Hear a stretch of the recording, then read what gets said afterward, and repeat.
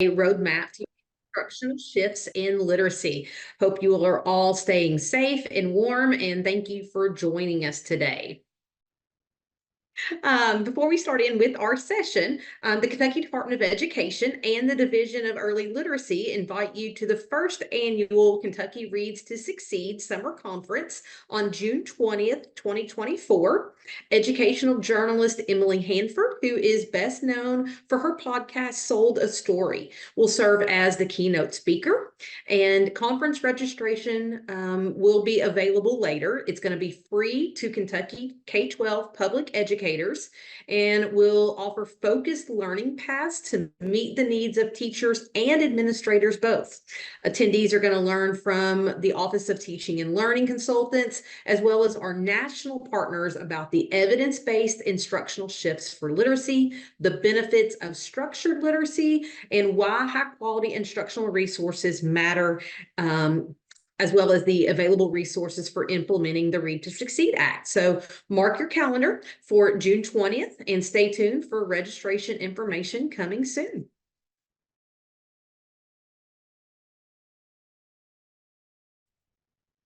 Our intentions for today: discuss the instructional shifts that must occur for improved reading outcomes, and become acquainted with the layout, purpose, and goals of the instructional practice guides, or IPGs, which will address these shifts. So you've seen this graphic throughout some of the presentations from KDE's Office of Teaching and Learning. The commitment of our work is about all students being successful in literacy, and this means equity and access, for which the instructional shifts, Kentucky academic standards, and high-quality instructional resources lay the groundwork. So the why. When it comes to strengthening Tier 1 instruction, there are 4 critical actions districts and schools should consider. We know the rationale for ensuring teachers and students have access to a strong, locally developed curriculum supported by high-quality instructional resources, or HQIRs, aligned to the instructional vision that has been established for each content area. However, simply using HQIRs doesn't guarantee that a teacher will teach them in a way that sets their specific students up to meet the ambitious goals communicated by the state standards. To ensure students successfully engage with the materials in the ways outlined in the standards and the shifts, teachers must receive high-quality professional learning that promotes effective implementation of the curriculum and the associated HQIRs, while building content knowledge and pedagogy, and then engage in the delivery of high-quality instruction in order to receive that all students should receive before we will see those improved student outcomes and student experiences. The IPGs fit within this broad continuum of strengthening our Tier 1 instruction. We will provide links via the chat later in our presentation. However, the IPGs are also linked on page 8 of the curriculum-based professional learning guidance document for you to review. In 2023, 45% of Kentucky's third graders were proficient in reading. Unfortunately, that figure was far lower for students of marginalized populations. So to improve the proficiency rates in Kentucky, the Division of Early Literacy has prepared a vision for excellence in early literacy instruction that supports and encourages systemic efforts to improve early literacy, working to ensure that all Kentucky learners, in particular students of marginalized populations, become successful readers and writers. These learners should be equipped and empowered to read, comprehend, and analyze grade-level appropriate complex texts independently and proficiently by the end of third grade. Literacy learning experiences should align to the Kentucky academic standards for reading and writing, the interdisciplinary literacy practices, and accelerate the development of foundational reading skills and support content-rich knowledge. Now, reminder that we are shifting the focus of our instruction, knowing the goal to build knowledge with opportunities to practice reading, writing, and speaking that is grounded in the rich, complex text we can begin to see how the IPG tool helps leaders to focus on this goal. These shifts were derived from the research and evidence that informed the standards.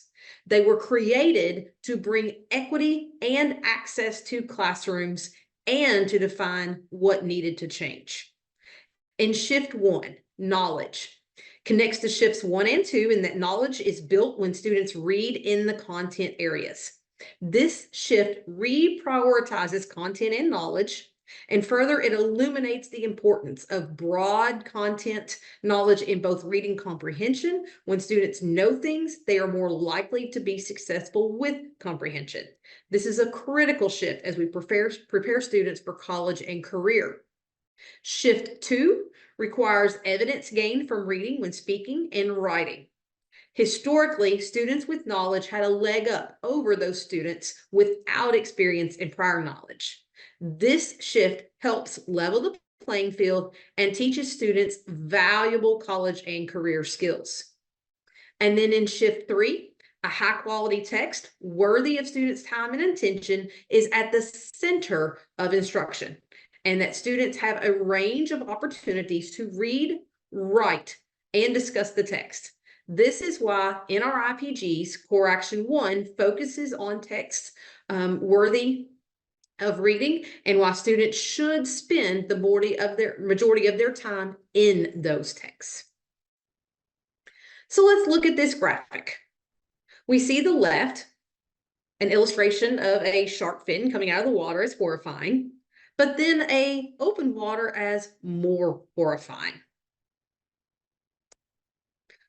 We need to know that context matters and that background knowledge is important, because this is an advertisement for the World Wildlife Federation on ocean habitats.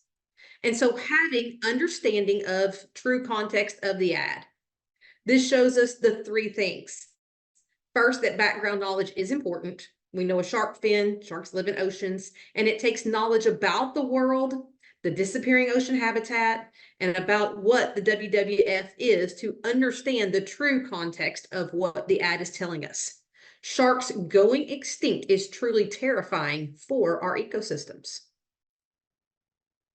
Schools have approximately 700 days to ensure students are proficient readers by the end of 3rd grade. Structured literacy is more than just phonemic awareness and phonics. Research shows the 5 components being phonemic awareness, phonics, fluency, vocabulary, and comprehension are necessary for a comprehensive literacy program. As children learn to read, they must develop skills in all 5 of these areas in order to become successful readers. We aren't going to talk as much about fluency today, but there is a reason why fluency is part of our HQLRs. It's a major inhibitor to comprehension. For our next shift, text to self feels good, but does it serve children in their real lives? Read each of these 4 questions and think, which question or questions are worthy of student time?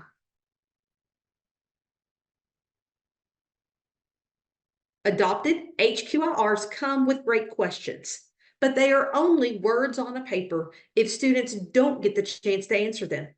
As we often see in our learning walks, questions and tasks exist in the curricular lessons, but many students do not yet have the opportunity to answer them or to engage in text-based texts. Our teachers need support to know which of these questions are worthy of valuable instructional time. Additionally, consider the child who doesn't know anything about sharks. That text-to-self question feels fun and good, and teachers often default to them, especially when the text gets complex. But it preferences those with knowledge over those who don't. This happens day after day and year after year, isolating students who do not come with knowledge and therefore cannot build more within the text. So say it loud. The use of evidence is about equity. All students have an equal chance to learn and discuss and engage in meaningful text and task when we stay in the confines of those complex texts from other sources. And then the third shift. There are three factors to consider when analyzing the complexity of a text. Qualitative measures examine the levels of meaning, knowledge demands, language features, text structures, and use of graphics as measured by an attentive reader, such as rubrics. Quantitative measures look at factors impacting the readability as measured by a particular computer program, such as a Lexile. And then reader and task considers those outside experiences the students bring to the text. Historically, we've had a gap in the Lexile students have been exposed to and what they need to be able to tackle once they get to college and career and beyond. But the careful selection of your HQIR text tackles an even greater issue. Lexiles are not stable from genre to genre or even within a text. So the standards help define the factors that we should be using in assessing complexity. The quantitative measures that rely on algorithms to assess that readability, the qualitative measures that rely on skilled readers to consider meaning, knowledge demands, and other factors, and then reader and task measures that rely on teachers to make informed judgments about how difficult their group of readers may find the text given their motivation and reading skills and etc. The good news is that teachers have access to high quality text through HQIR adoption. And this means that we can move to ensuring students have access to text and tasks that are grade appropriate. Research-driven reading instruction integrates skills and standards instead of teaching them in isolation, because comprehension assessments and lifelong literacy only measure one thing: whether students can read and comprehend the text. Read this slide to yourself and consider the percentage of teachers in your school or district that currently plan lessons around a text in service of the standards versus those who pick a standard and then choose a text to use in teaching it. Yet another reason to support the use of HQIRs. Increasing research shows that individual skills and strategies are not the driver. That while these are important, how one student does with main idea, she will likely do the same with drawing conclusions, relationships, etc. The standards bundling around rich text is a huge benefit of teacher access to HQIRs. While student scores do vary by text complexity, they do not vary by individual skill or question type. And so let's talk for a moment. Why are we using these IPGs, and why are we not just using the Kentucky Framework for Teaching? Remember that the Framework for Teaching provides the critical rubric for educator growth and evaluation, as it divides the complex activity of teaching into multiple standards clustered into those 4 domains of teaching responsibility, such as planning and preparation, classroom environment, instruction, professional responsibilities. The Framework for Teaching complements the Kentucky Academic Standards, KDE's characteristics of highly effective teaching and learning, and the Kentucky Teacher Standards. But the instructional practice guides are a tool for growth and coaching. They are not evaluative. The Kentucky IPGs represent our vision for high quality literacy instruction, and they create a shared vision for our work. They should be used to give a hyper-focused lens on evidence-based literacy practices in classrooms. Anchoring in the IPG is not about evaluation of our teachers. Rather, it's about ensuring we're all working towards the same picture of literacy instruction that our standards and literacy shifts call for. So at this time, I'll turn it over to my colleague Marcia for us to take a deeper dive into our IPGs. Thank you so much, Tara. I've forgotten my little blurb to also state that I will be servicing the eastern part of the state, as I'm sure each and every one of you all quickly figured out after I opened my mouth for the first time. So Tara spent a lot of time talking about the shifts that we're having in Kentucky and where that comes from and why it's important. So if it's something that it's this important, we need to have a tool to measure it. And so that is where we have the Instructional Practice Guide, or you'll hear it more commonly referred to as the IPG. So we have two IPG tools that we use in Kentucky. We have the Reading and Writing Comprehension, K through 12, and then we have the Foundational Skills, K through 3. So one of the things that I want to kind of focus on are some of the similarities between the two tools. One of the similarities is both tools include 3 core actions. And the first, at the very beginning, before the 3 core actions, we have the culture of learning. The culture of learning is identical for both of the IPG tools. So I'm not going to include it later on when I'm actually showing you each one of the separate IPG tools. Culture of learning is there's a culture of learning and high expectations in this classroom. Tara's going to include in the chat a link to both the IPG tools. You're going to receive one copy that will have the rating system on it, and then you're going to receive another that has the calibration questions. The calibration questions come in handy if something is kind of ambiguous or you're not quite sure what the indicators actually mean. So when we're looking at culture of learning, we can see in the calibration questions, are 90 to 100% of students engaged? Are there behaviors that inhibiting the learning? Are there routines? Does this classroom do the students have a sense of joy and engagement? The pacing of the lesson, and does the classroom feel safe, warm, and structured? We don't spend a lot of time on the culture of learning because this is something that probably most leadership in the building are going to be the most familiar with. So that's one way that the two IPG tools are exactly the same. So why are there two IPG tools?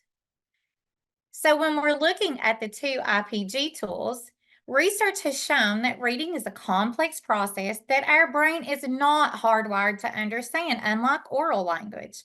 Scarborough's reading model, which I'm sure you've seen from 2001, emphasizes the importance of both word recognition, which would include phonological awareness and phonics, and language comprehension, vocabulary, background knowledge, and verbal reasoning. The top strand is reflected in the comprehension and reading and writing IPG tool, and the bottom of the strand is reflected in the foundational skills.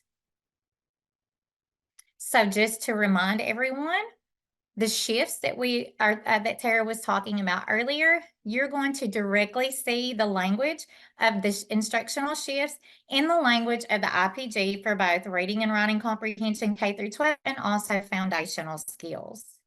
So that's the similarity. The first one we're going to be talking about is reading and writing, and this is a tool that can be used in the K-12 classroom. And the first core action that we see is the focus on high quality instructional resources, or the HQIR that your school or district has developed. However, note that in a K3 classroom or a K2 classroom, depending on the HQIR adopted, the text will be read to the students with the express purpose of building knowledge. Unlike the foundational skills portion, that students use decodable text to practice the systematic phonics instruction that they're learning. So on this core action, you see the rating system, but then we can go ahead and look at some of the calibration questions. So when you're thinking about the HQIR, is 85% of the time spent in some way directly on the text? Is the text coming directly from HQIR? Is it a core text rather than a scaffolded or supplemental text, which is often at a lower grade level? Does the text contain rich craft? So again, we're seeing some of those exact same words that we saw in the instructional shifts. And so is the text situated in a text set that's used to build a rich domain of knowledge around a topic, not a theme? So when we think about the difference between a basal reader, basal readers are sometimes situated around a theme as opposed to a deep dive into a topic that flows throughout the grade levels. So your first core action is all about the use of the HQIR. Core action 2 is effective use of questions and tasks. And core action 2 really focuses on the questions and the tasks that the teacher utilizes. So every single one of these indicators that you're going to see, it is going to refer to what the teacher is doing. Are those questions and tasks from the HQIR unchanged? Or if they are changed, does it affect the rigor and purpose of the intent of the question or task? Is the teacher making choices and omitting questions and tasks during the lesson that detracts from the academic vocabulary? So in that first box, we're going to see the calibration questions that go with indicator A. So this one's one that we're kind of moving away from, just like Tara said, instead of taking a standard and looking for a text that services that standard, or even just working on a skill. So do the questions and tasks integrate standards and not focus on one single skill, such as identifying the main idea? And then again, are the questions not modified from the HQIR? So the second box is going to be, the last box is indicators C and D. So those are the calibration questions to consider while you're rating on the IPG Core Action 2. Core Action 3 focuses instead on student engagement, and it's strictly what are the students doing. So Core Action 1 is your HQIR, Core Action 2 is the teacher, Core Action 3 focuses on the student, what the students are doing during the lesson. Who's doing the bulk of the talking during the lesson? Are students given opportunities to struggle with and only given support when needed? Are students' answers grounded in textual evidence using newly acquired academic vocabulary? And again, you're hearing those same words from the instructional shifts in this. We have the calibration questions to consider. Do students have a purpose or a focus in mind when reading? Are students actively engaged in the heavy lifting when it comes to responding? Do students look to each other or the text for clarification? For example, if a teacher asks a text-dependent question and a student answers incorrectly, does the teacher provide too much scaffolding without prompting the student to go back to the actual text to cite the evidence? So there are two critical types of ownerships that teachers should seek. So we have the keywords strong text and strong questions. So maximizing those strong text and strong questions requires that HQIR and Core Action 1. The strong questions and tasks would focus in on Core Action 2 that we just looked at. And they're also demonstrated in our third instructional shift that we discussed earlier. Participation. Who participates and how often? Maximizing it means getting all the students involved in speaking, responding to questions, thinking actively, processing ideas, and writing as often as possible. It doesn't mean that every single student answers every single question, but students have an opportunity to participate in some way. We can't expect our students to be responsible for the thinking without them participating in the learning. So that first IPG tool was for the K-12 reading and writing comprehension. This next IPG focuses on the foundational skill. And I just want to remind everyone once again, the culture of learning is identical in both of the IPG tools. So the first core action, again, focuses on the high quality instructional resources, or the HQIR. So when we're looking at this one, this is a much shorter one than the one that we saw previously with the reading and writing comprehension. It focuses on 3 areas: isolated sounds, letter sound correspondences, and word recognition, and then fluency. So what are some key questions that we can ask ourselves when we are observing for correction 1? The first place that we look at is the language from the IPG that states, accurately uses sounds first sequence to address grade level standards as defined by the HQIR, and it's situated clearly within a systematic scope and sequence of foundational skills developed within that HQIR. Everything is done with a purpose, and there is a rhyme and reason for it, as opposed to the phonics being incidental. So the next part of the correction is correction 2, using effective instructional practices. Just as in correction 2 with the reading and writing comprehension, this correction focuses on the actions of the teacher. Cueing methods are specifically named here as inappropriate practices. So in this correction, you will see often the word model. Does the teacher model? So that's some questions that we're looking at. And also, how is assessment tracked? How's the data tracked? And when we look at that modeling, we have to find the middle ground. Of course, we don't want too much modeling or too little modeling. So too little modeling, and students may not understand. Too much modeling, and the teacher may have taken away an opportunity for students to develop their growth mindset and feel empowered by accomplishing a difficult task. Tim Shanahan frames this with, I do it, we do it, I do it again, we try to do it again, but this time a little differently. We do it, oops, I have to do some of it with some more explanation. You do it, no, not quite like that. You do it, we do it again, now you can do it. Instead of the I do, you do, we do. So we often want to find just this perfect middle ground of modeling with students. And then we have correction 3, and this is student engagement. Again, this is what the students are doing during the lesson. And again, we're going to have the different calibration questions to keep in mind. And I'm also trying to keep an eye on the time as well. And I'm afraid that I'm speaking really too fast. Okay, so the correction 2 and 3 specifically with the foundational skills, you are working with decodable readers. And so decodable readers are so important for student practice in reading foundational skills. And that's why that they're specifically called out in the IPG. A decodable reader is only going to include words that have a sound or spelling pattern that students have already been taught. It's the medium for students to apply their known spelling and known sound knowledge to read, to comprehend.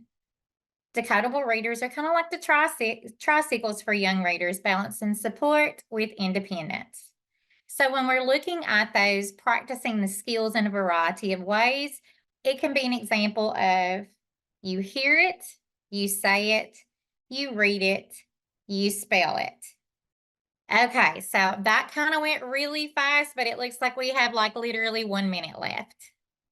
Yes, thank you. And I've added the links to the documents that we've shared in the chat, and our linkable slides will be added to our information sheet at the conclusion.